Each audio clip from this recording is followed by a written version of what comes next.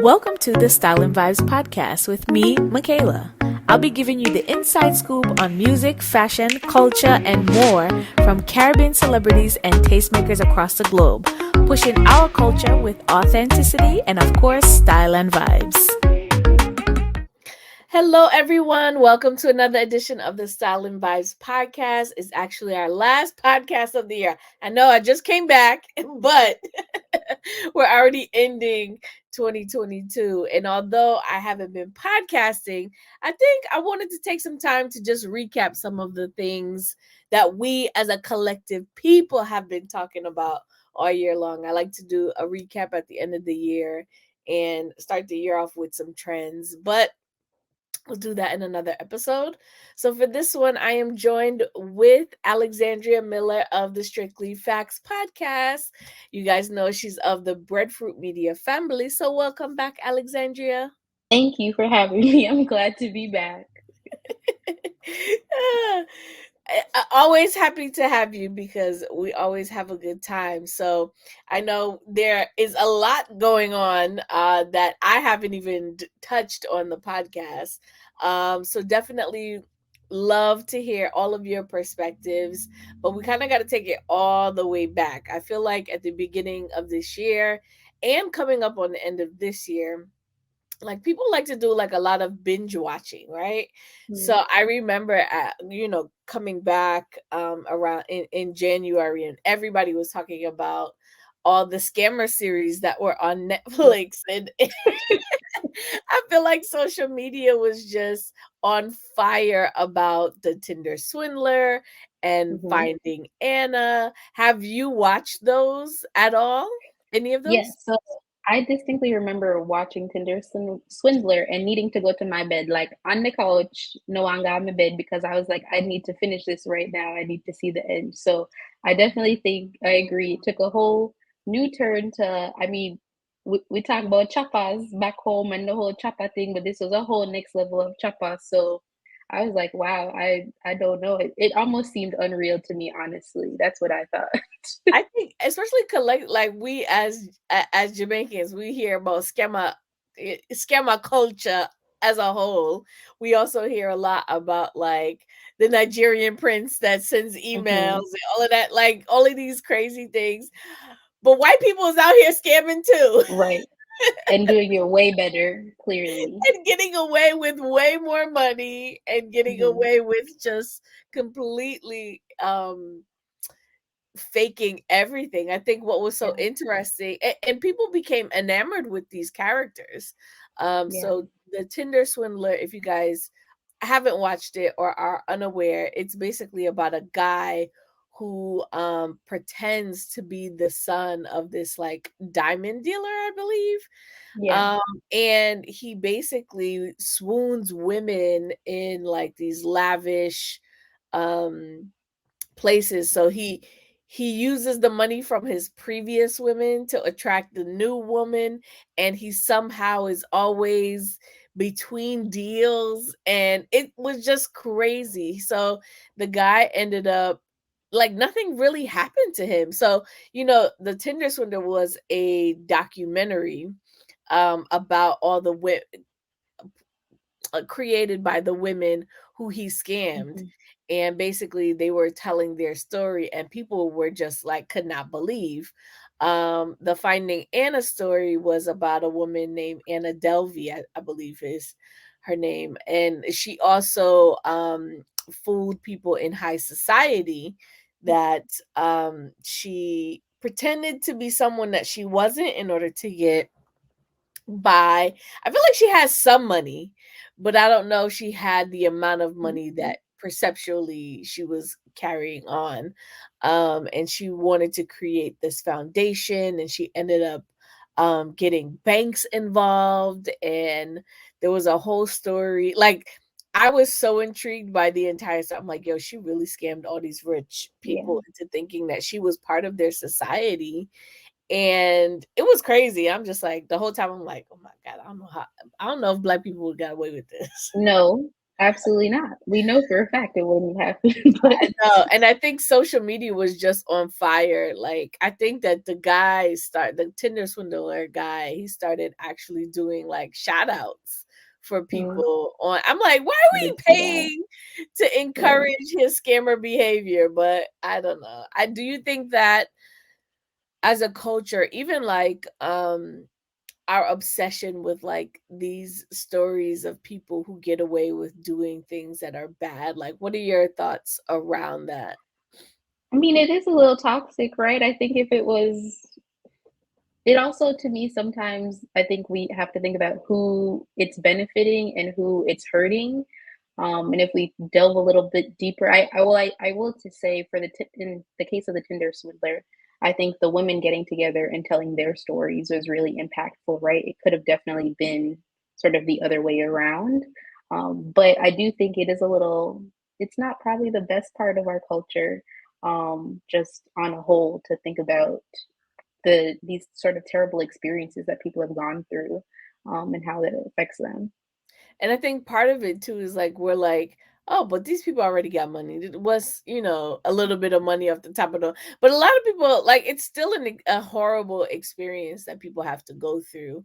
Yeah, And in both cases, they definitely hurt the people who they were scamming, but they just had to keep that. The other thing is like you really have to keep that lie going. yeah, And I'm like even I think Anna Delvey, the person, I don't even think that's her real name, but she's taken on that persona and she's like on social media. She's kind of re-entering, like because I think she got out of prison and mm, she just, started living her life. But I think as a culture, we're kind of enamored with the stories and the personalities a bit, especially like, damn, these people really got away, but did they really?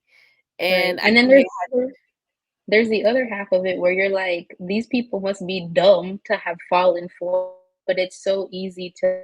That's I think such a easy caveat for us who are like watching the stories to be like, I can't believe this person let it get this far or whatever. But of you kind of course, have to that feel like always it's is in your mind, like, you're always thinking right, about, like, what would you do in this situation? And particularly with the Tinder swindler, I think a lot of people kind of judge those yeah, women and like, how could you give him this amount of money? But if like that's your friend and you think, right. he's someone who loves you and cares for you, like y'all out here lying too, because y'all probably would have Right. got swindled just as Exactly. much, You if you not don't know more if in he some if he cases. bought you a first class plane ticket or whatever, I might have been like, I don't know.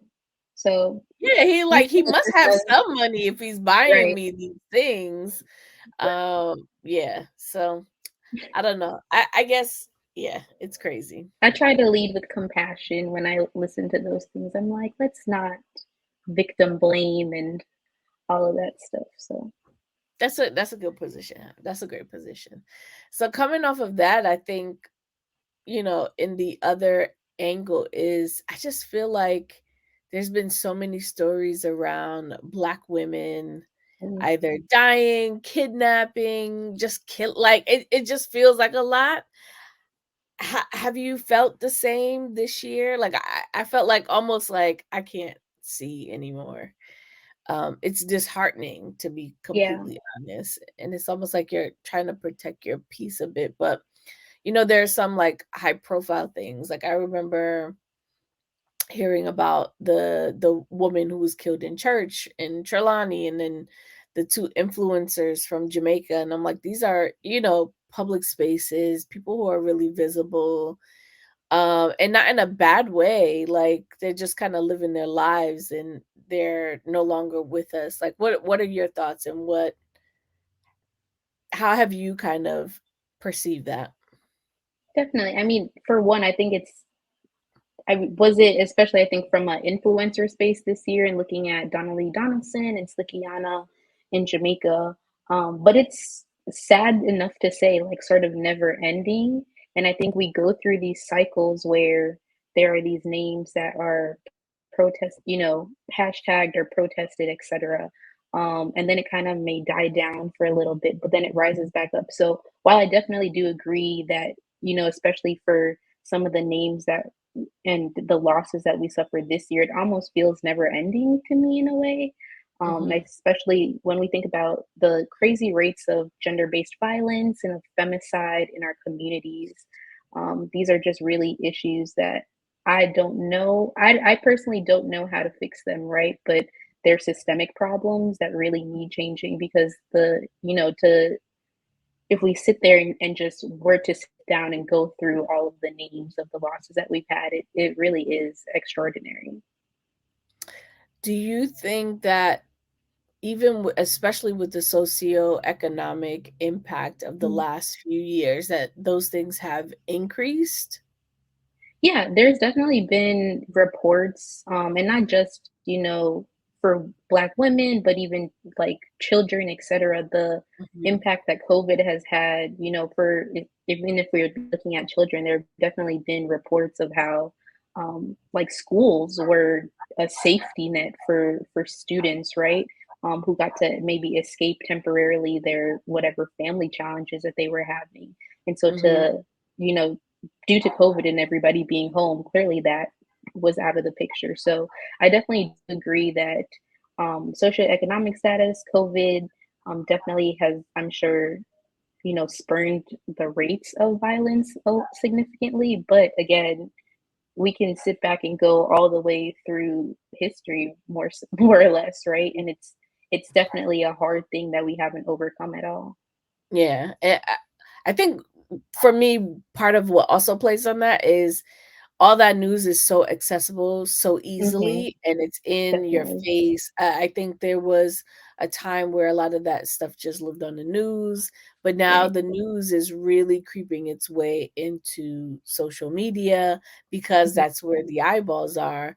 So now even if, like, I don't follow certain news sites, someone Hmm. is either doing a video talking about this topic or other people are sharing, and that's how things kind of get picked up in the news cycle as well. Yeah.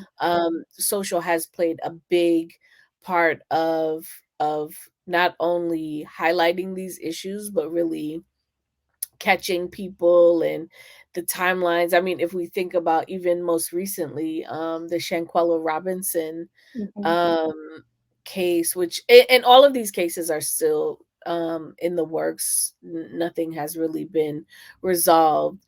But like to go away, she went away with her friends to Mexico.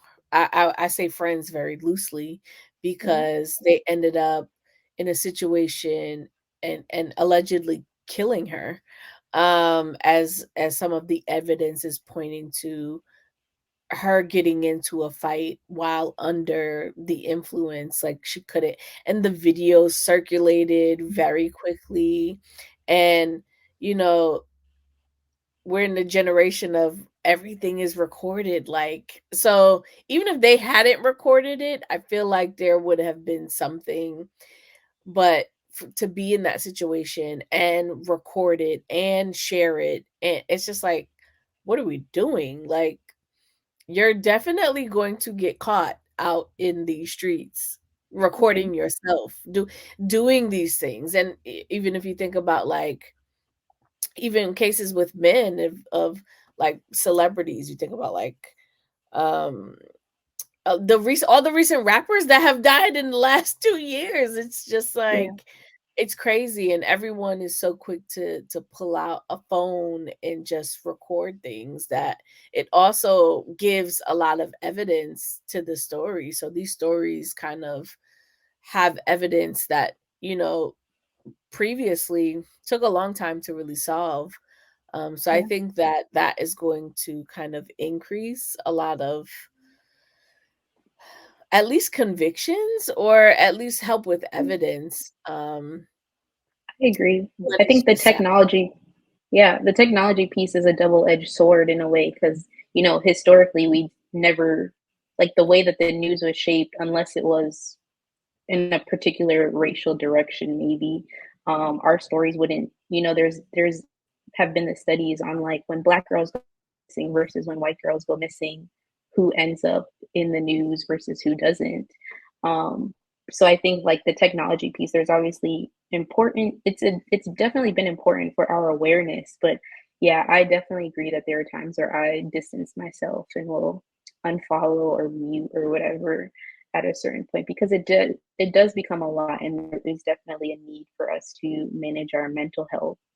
Like, sometimes I just want to go on Instagram and like see a meme or something, right? I'm not always um, trying to be so overwhelmed with everything that's going on.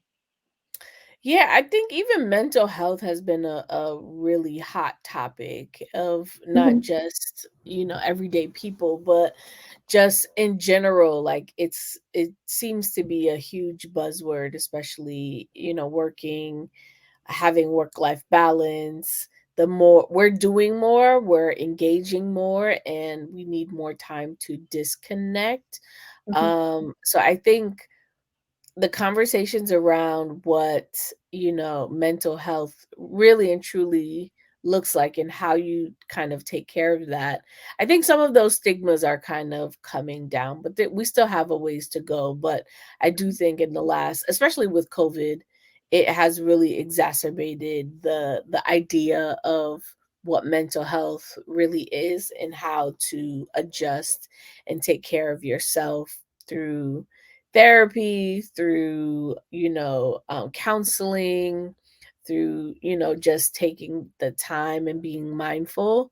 Mindfulness is a word I'm hearing a lot, and meditation is a word I'm hearing a mhm. lot. So, hopefully that will translate to more than just social fluff. Yeah, and the self-care as massages and painting our I mean, toenails that's or all part whatever. of it. Like, what do No, you I think of agree. self-care? Like, what is self-care for you, and what does that look like?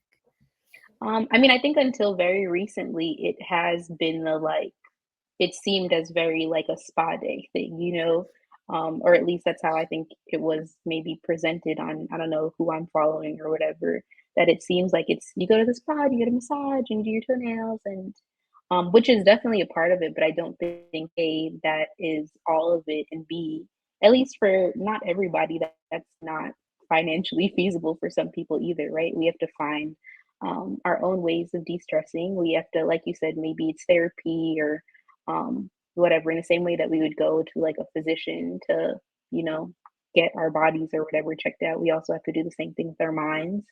For others, it's, spiritual practices and maybe even getting back to our roots in some ways. But yeah, I think it's a diverse thing that I'm even still working on what that looks like for me.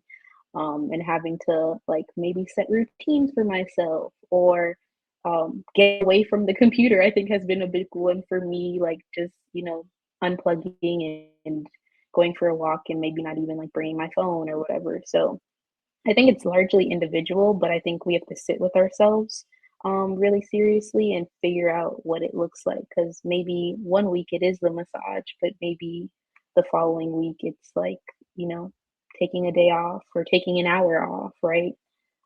Even. Yeah, it's such a wide spectrum and it's very different for everyone. I Mhm. like that everyone is at least talking about it in a different space and really trying to understand. I think we still have a ways to go Yeah. to really actioning them. And I think over time, it'll just be a part of who we are as a society versus like it's this thing. Um, but hopefully that there's progress. That's what my hope is. Yeah. All right, so we got to talk about some fun stuff. Well, it's fun and controversial for some. So we definitely kicked off the year. Usually the Grammys happens early in the year. So this year's Reggae Grammy, and I feel like we have this argument every year about the reggae it's always Mm, something. Like I feel like as a people, we're always a talk about the Grammys as if the that's true. Grammys is the only award given and the only award that matters. But here we are. So in the reggae Grammy category this year for 2022, a white band from Maine or New Hampshire, I can't remember where they're from, SOJA, had won over um all the other artists in the category, including our girl Spice, which we'll get Yeah. to her next. But the community was outraged. Like, Yeah. it was crazy. Honestly, I'm beyond the Grammy award itself. I think it's a nice symbol. Mhm. It's not even the icing on the cake. It's like the topping that you put on that you don't need on every cake. It's like you need it for a wedding cake and that's it. Like, I Yeah. don't even I get why it's coveted because it's like given by a prestigious organization that is perceived as a prestigious organization. Um, but to condense all of the great music that is coming out of the region into this category that isn't even really televised, prioritized, um, and is primarily based on the views of, you know, people who understand music here. They don't necessarily Yeah. have the biggest global lens or view, but it is a music's artist award. So it's given by people who understand music. So it's not really based on sales. It's not really based on um it's not based on like stats specifically, Mhm. but I think that those play a part into it.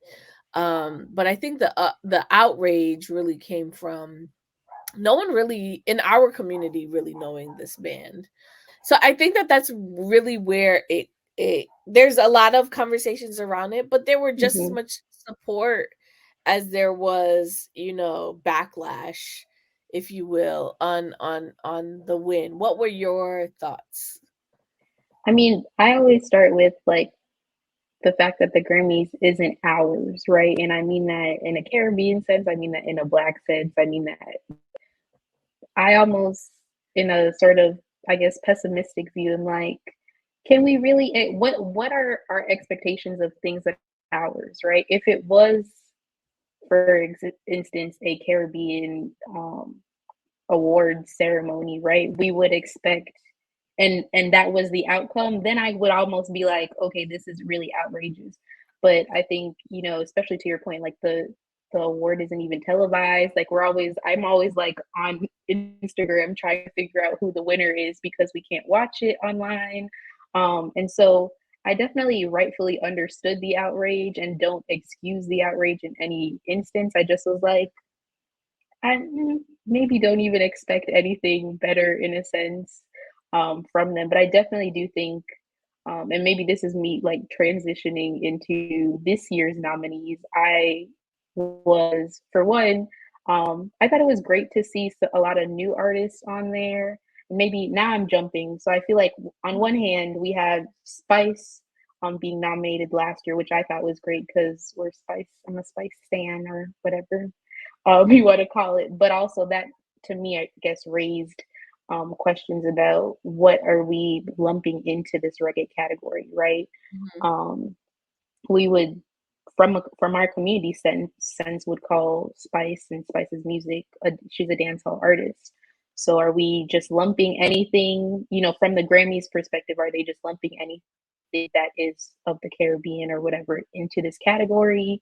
She then take more ownership over, what the awards look like for us, or maybe just our own sort of regional and diasporic sense, to instead of looking to them to the Grammys as that cherry or topping on the cake, as you mentioned. Yeah, I agree. I think it's interesting the Grammy process has I think perceptually people think it's just like based on like sales Hmm. and priority in terms of who's hot, and that's not necessarily the case. It's really about a recommendation, and someone who is in the recording academy has to nominate you, and then the voting parties have to vote for you. So that's always, I think, the conversation around um the business side Hmm. of reggae music in the industry that people aren't necessarily aware of. I think there has been some education around it now, more so than before. Additionally, I think Spice being nominated and really showcasing that nomination process on Yeah. Love and Hip Hop Atlanta gives insight to how that happens. And let's be clear, Mm. we've been talking about Spice for a minute. I guess now let's finish off the Grammy conversation before we get to Spice. But her showcasing that actually gave insight to what that process really is like as an artist. And I think I don't think the people wanting a Grammy or coveting a Grammy is going to necessarily go away. Mhm. I would just like to see more um excitement around other award shows. Maybe even I know we have some award shows, but they're not highlighted in the same sense. That or they're just on a smaller scale really Yeah. than this one. But the importance of award shows really also highlights the work of the I wouldn't say that these shows aren't important because it really signals a place and time of what was popular at that Mhm. time, and it gives a certain level of validation, if you will, to celebrate. Not necessarily it's supposed to be a celebration of your artistry, right? The Right. award ceremony, getting nominated, getting the award itself is really a celebratory moment. But I feel like we're approaching it more as like we have all of these demands, but we're not even fulfilling the demands on a regional level, on a local level, on a global level Mm. in terms of business. So Yeah. for me, it's less. I feel like the Grammy itself is less important to reggae music because we have so many other things from a business standpoint to just elevate that. Mm. The Grammys isn't if you get nominated and you get it, then you get it. But like I I think it raises the profile for the artist, especially for a certain period of time. It also garners probably a lot of doors being open because when you say you're a Yeah. Grammy nominated artist, it at least gets you in the door to other places that you've never been to. So I think that that's kind of like the balance of understanding the Mm. impact that we are starting to understand. All right, me, I'm gonna make you go off by a good girl Spice, because me know say you are Spice, Yeah. Team Spice. Team Spice, naturally. Blue hair and everything, We all of talked it. about Spice a lot this year. She has been on everybody's radar. Where should we start? I don't even know where to start. Well, Well, we can't, you can't. I think she's doing really great work. I think in positioning herself mhm. in the love and hip hop cast in a way. I mean, let's be clear, I think the only other popular artist that they've had from that franchise at that level, Cardi B, and she wasn't even at that level at When the she time was of on the her show. recording.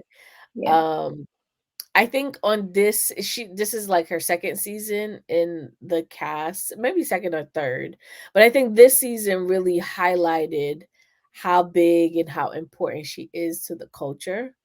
And she became more of like a house like I don't think think she became more of a household name because the cast really embraced her a lot more than in previous years, and her showcasing really that Grammy process, how she does work, what her work ethic really is. So it wasn't messy. I mean, it was a little messy, but she wasn't necessarily tied to all the messiness.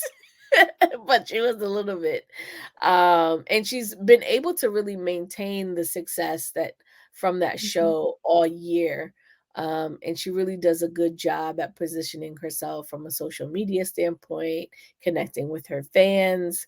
But she also like she gonna get to your raw Austria and she no business. Um and I think that that's what people really love about her.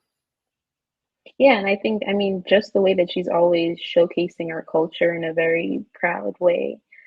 Even the reunion was shot in a hotel in Trelawney. Like these are all things that come back to. So it's not just um her, joining the Love and Hip Hop cast and trying to fit into whatever their bubble is, right? She still always maintained to true maintained true to who she is, who and what our culture is, whether it's, she's traveling to far and then have guata crackers or whatever in our bag and everything. So it's that's something that I've always appreciated about her, the consistency, the her just being genuinely who she is and repping where she comes from.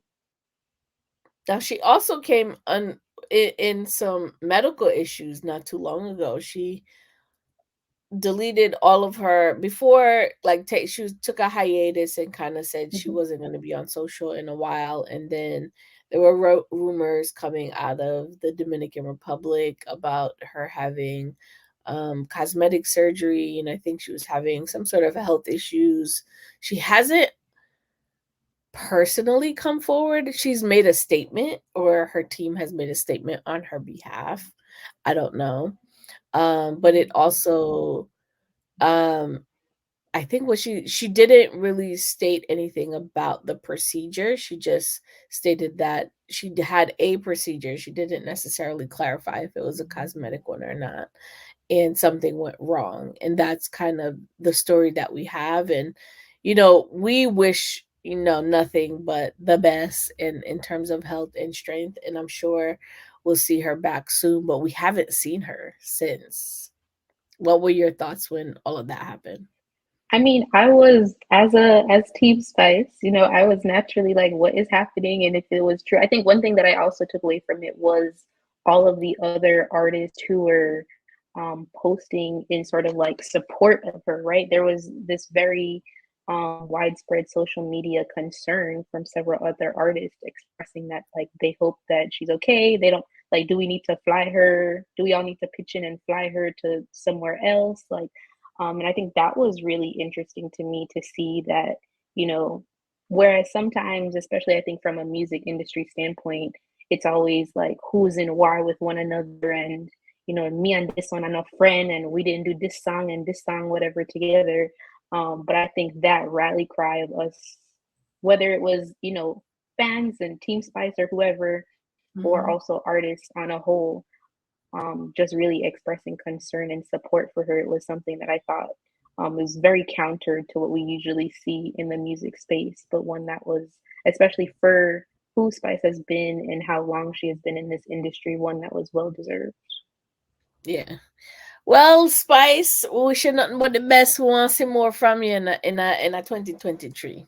So, um, I think another important kind of thing that we talked about was the death of Queen Elizabeth Mm. in England.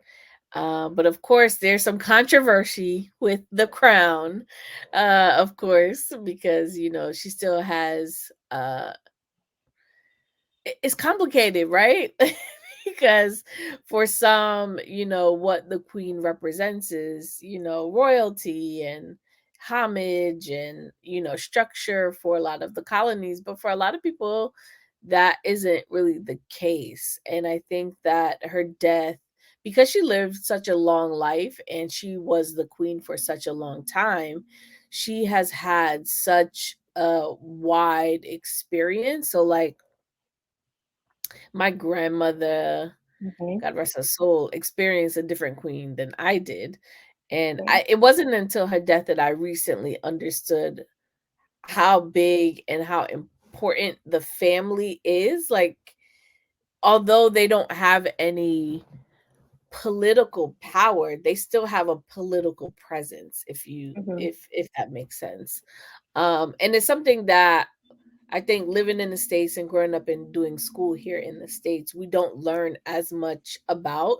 Like, I feel like the queen is like a blip in our history Yeah. versus you grew up in a territory like Jamaica or a former colony. You learn about the queen in a different manner. And for a lot of um, territories that still have a connection to England. Like the Queen is still the head of state for Jamaica, so it's a little Right. complicated there. And I think that there are mixed feelings, but there's also this sense of mourning within it, so it just feels real complicated. It wasn't really that complicated to me. All I know I mean, to me, it wasn't, and obviously anybody passing is a sad and grieving for the family, etc. I think for me, it was just I thought to your point about what the Commonwealth looks like, right? We have Barbados, who prior to her to Queen Elizabeth's death already like had gone forward in becoming a republic.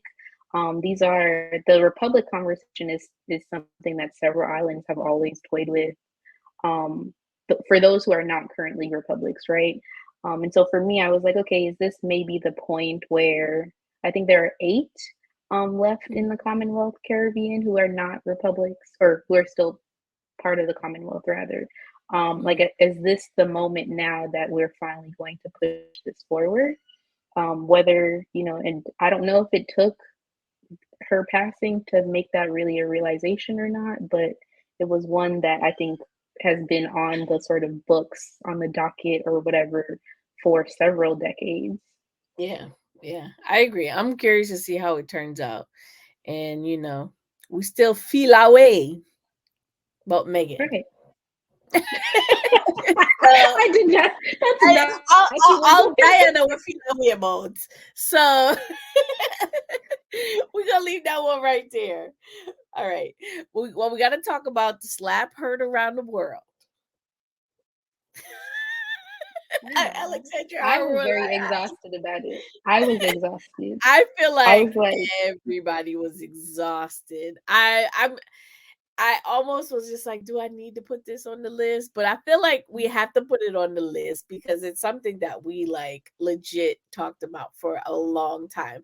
I think Jada Pinkett Smith and Will Smith have been a topic of conversation throughout the years, but much more consistently over the last few because of Jada's Red Table Talk. She's kind of sharing mhm, a bit of her life experiences, and people are coming back and um having opinions, and everyone has an opinion.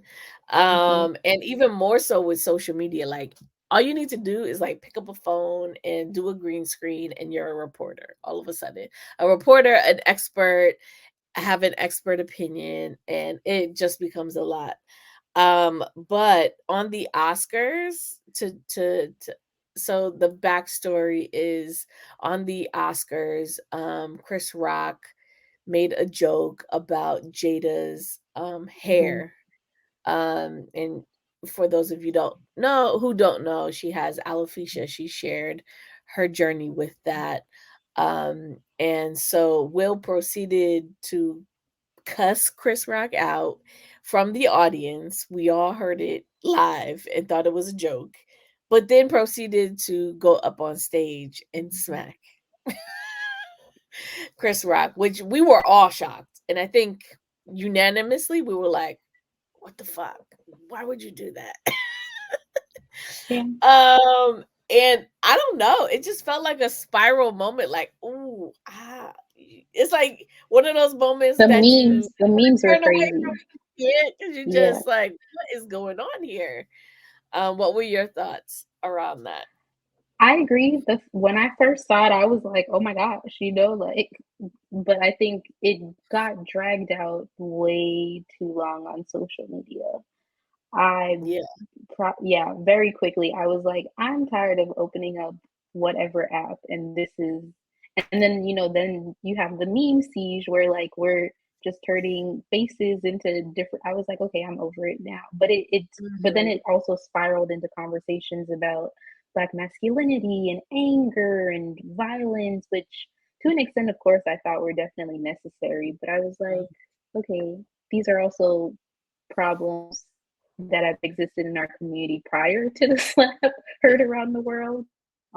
But yeah, I'm like, that's actually them business. I'm tired.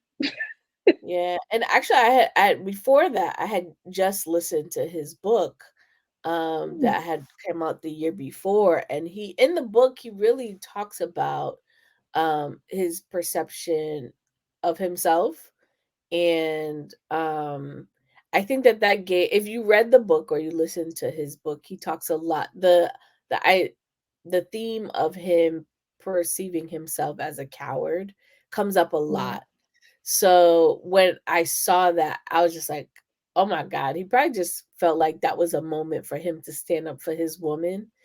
Like, it was like a bottled up sense of responsibility or duty, but it was just like not acceptable way to stand up for the person that you love, especially because of who you are. And there was a huge amount of disappointment and not necessarily like it's not for me it's not like I think he can be redeemed from the situation and he can kind of in my book everybody else is different, but there's people out here who still love Kanye and I'm not going to talk about Kanye today because I just can't. um if you love him, that's your no. prerogative, but Mm, I'm good. yeah.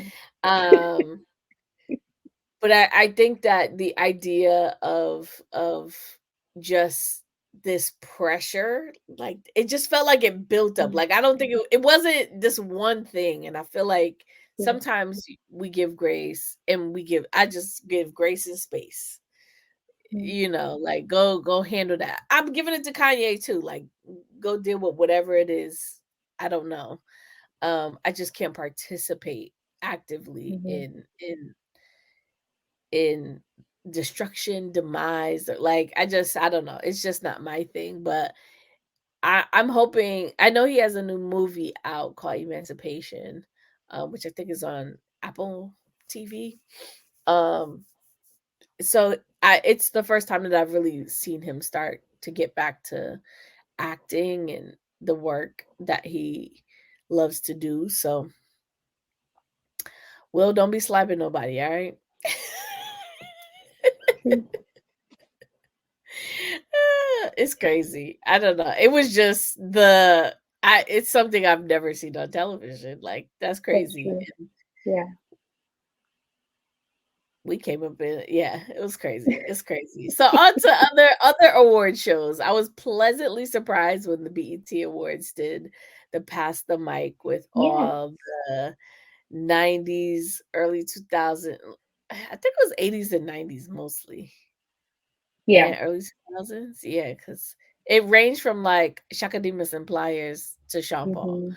Mhm. So, you saw Patra, like, just that nostalgic. So, Pass the Mic is a series that what's the DJ's name? Is slipping my Cassidy. mind. DJ Cassidy. DJ Thank you. Cassidy. See, we here. Yes. He does on a regular basis. And he started that. I don't know if it was I think he did it pre-COVID, but I can't remember, but it got popularized over COVID where he would virtually pass the mic to different artists within a similar genre set. Um and it was just really cool to see all of these artists. Like, it brought back so many nostalgic moments, and to see it on that platform on the BET Awards, on an award show for us. I liked that moment. What about yourself? I loved it. I mean, I to your point, I think it was amazingly nostalgic. It was one that was in family group chats and everything. It was one that I think could connect people across different generations, right? I remember being maybe like 4 years old and my mom having the cassette tape of Maxi Priest's album. And so when he was also in Pass the Mic, and I was like, he was singing close to you. Like, these are all moments that are, I think translate across generations for who we are and where we come from. So I loved seeing it. I also always love us, being repped on, massive stages where we can commemorate together. Yeah, that was a really good moment. Another good music moment, Nicki Minaj had Mhm. with the remix to Skang's Likkle. Yeah. So Skang is a younger dancehall artist coming out of Jamaica. Uh, Perceived as like a hardcore dancehall artist. He is one of Mhm. them. Is he part of the Chopper crew on our top boat or no? Me no know. Me hold tight. So, I don't know. I've only heard a couple of his songs. But Nicki Minaj did a remix to his Little Miss song, and she actually invited 9, is it 9 including her or 9 other artists? I feel like it's 9 altogether. Yeah, I think it's 9 But it had including her. Patrice Roberts, Destra Garcia, Spice, Spice, um, London Hill, yes, Pampute. Pampute was on What was there. that? Lisa Mercedes. Mhm. I feel like I'm missing somebody else too. Um, Shoot, a whole heap of them, man. But it featured women from the region and the diaspora on this Mhm. one track. And I don't think we've heard that. Like I've Yeah. almost Not hardly heard 9. rhythms with just female artists. I think it has happened on occasion. Um, but it was an interesting concept. I don't think we don't get a whole lot of women and women collabs in the first place. Mhm. But it also connected dancehall, hip hop, and soca, which I Mhm. think um, Nikki hasn't really done either. She hasn't really collided. She's from Trinidad. Her family's from Trinidad, and she was born in Trinidad. But she hasn't really done any collaborations, to my understanding, with any real soca artists. So I thought that that was pretty cool. And you've heard collaborations with soca and reggae and dancehall artists before. But I thought that this was like a nice little highlight. And then the rhythm was very retro, I feel like. Mhm. I'm hoping that that was it just sounded like a fun record. Mhm. Um, there was a lot of people on it sounded like a female Wu-Tang record because they have so much people on there, Mhm. and that's kind of what it really sounded like to me. But it sounded like a lot of fun. I'm sure it would have been more fun if they were all able to collaborate in the studio together, because then they would have had like stories and you know Yeah. do a video, that kind of thing. But I thought it was a win for the culture, a nice look a blit, Yeah. I a agree. look a And just I mean, blit. we never see collaborations, especially that many people, right? That's very rare. And I think again, it's very counter to how women have been positioned in the music. We always Mhm. are like, oh, this one, and why would this one, and whosoever. But I thought it was great to bring 9 women across our diaspora together for one song. I remember, when everybody was talking about it on social media, I think Spice had mentioned like to see all of them trending on like US hip hop charts, right? Would Spice obviously would technically or trend on Jamaica charts or reggae charts, etc. But to see all of them trending on a US chart in hip hop at that was also unheard of. So kudos to them. Big ups to them. That's definitely an exciting moment. Another exciting musical moment is Machel Montano's concert at the Barclays. So the Barclays is located in Brooklyn, which is like Caribbean, United States of the Caribbean, United Countries of the Caribbean, if you will, in one borough, because there's so many of us from the diaspora that live there. So Machel did a major concert. It's a huge venue. So, for those of you who don't know, it's like a basketball venue. Um that the Nets play. That's their home base. And so you see a lot of artists coming into that venue. You got to be a big artist to sell out that venue. Yeah. And unfortunately, I didn't get to go to the show, but I know the show was amazing. And oh my gosh, just to be able for him to celebrate 40 years in soca music, just doing soca music, not Mhm. changing in a good way, changing with the times, but not, you know, n- feeling the need to being so successful and not feeling the Mhm. pressures of crossing over or like doing things. He did things his way in a way, and I think that Mhm. that's super commendable. I'm like so sad that I didn't get to go. It happened Labor Day weekend, which you guys know in New York, in Brooklyn. That's our New York Carnival weekend. Um, so don't worry, I didn't do anything carnival related that weekend. So unfortunately I missed it, but from what I saw, like it was just a good time. And Mhm. what he did, he brought on a lot of other So soca many. artists too, um, as well. So I'm hoping that he can probably do that again. But I don't know. That's just being greedy. But Michelle is such a great performer. What are your thoughts? I missed it too, but I mean, it definitely looked like a great time. I think it was what I kept seeing around was it being called the Soca Kingdom, right? And to have such a vigorous sold out at that moment, especially in the diaspora, I think is one for the books, right? We can't take away from the greatness of any artist when they're able to sell out, especially a US venue. So I it looked amazing. I am also sad. It was my Labor Day weekend is my birthday weekend, and I had other commitments up that way She have other things that go on. Yes. slightly, Yes. slightly. So one that is not missing us or missing you No, anyway it's not. is It's not. Burna Boy. So Burna Boy has been the talk of the music industry, I would say, for the last 2 years. Like on a global stage, you know, being an artist of Nigerian descent from Nigeria. I think he lives or lived in England for a part of his life. But really Afrobeats has been huge as a movement. But I think Burna Boy as an artist, I saw him in a really small venue when he was, I think it was like standing room only, maybe 5 to 600 people in that venue, if that.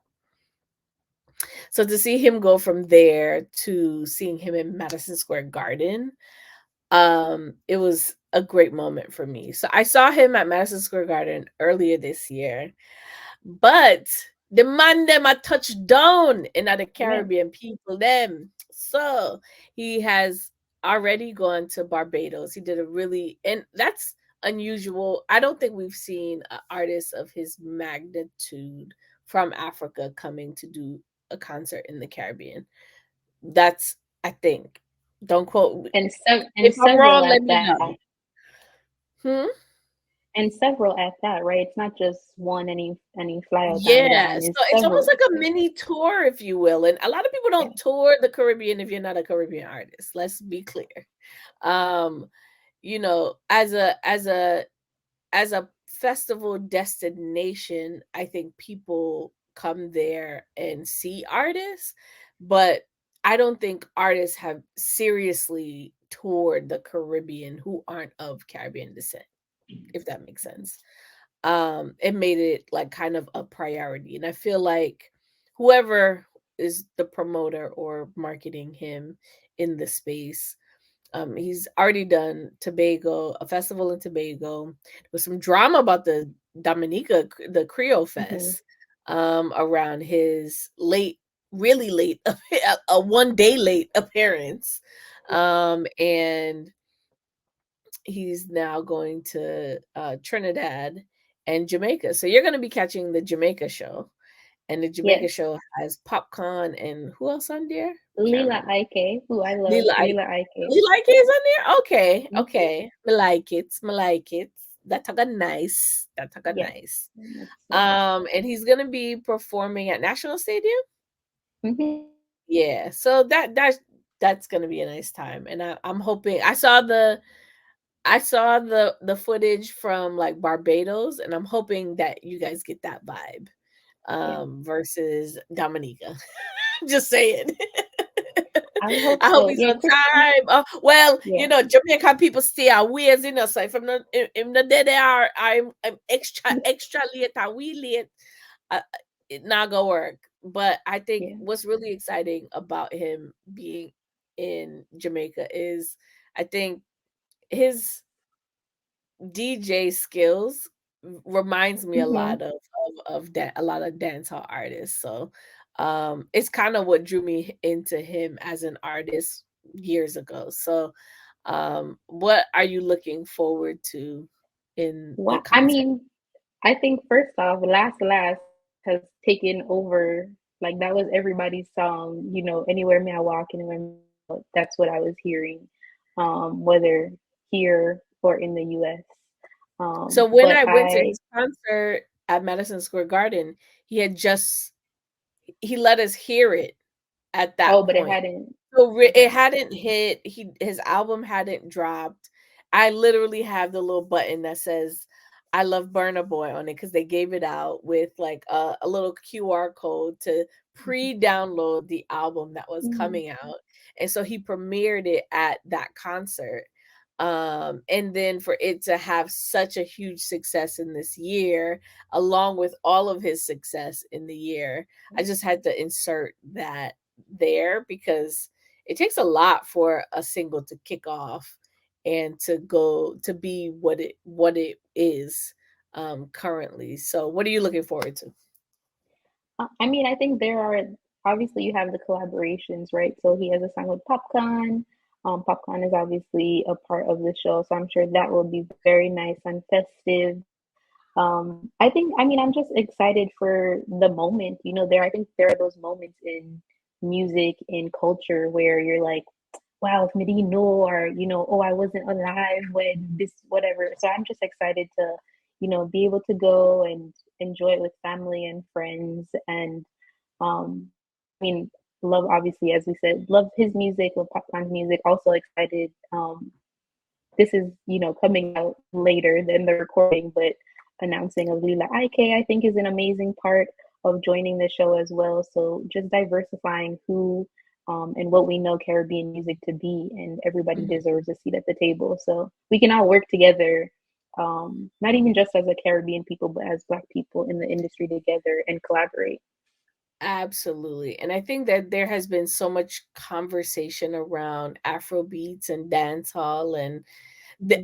a slight tension that I think that I'm hoping that I have such an appreciation for both cultures and both music that I hope that that kind of Yeah. quells that a bit. I think dancehall and reggae and Jamaican people have contributed so much to culture that we get a little protective over the sound and how who can use it. I mean, this goes back to our earlier conversation around the Grammys.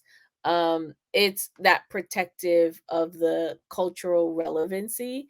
Hmm. But I also think that there's room to collaborate with other cultures, and we've seen that between like reggae and soca artists and dancehall and reggaeton, and we've seen examples of that. So I think that this would further kind of bridge the perceived gap, but I think the sounds are complementary to one Hmm. another, that I'm hoping that there's more collaboration and less division from my perspective. But oh my gosh, we got through all of it. Yes, Yes, yes.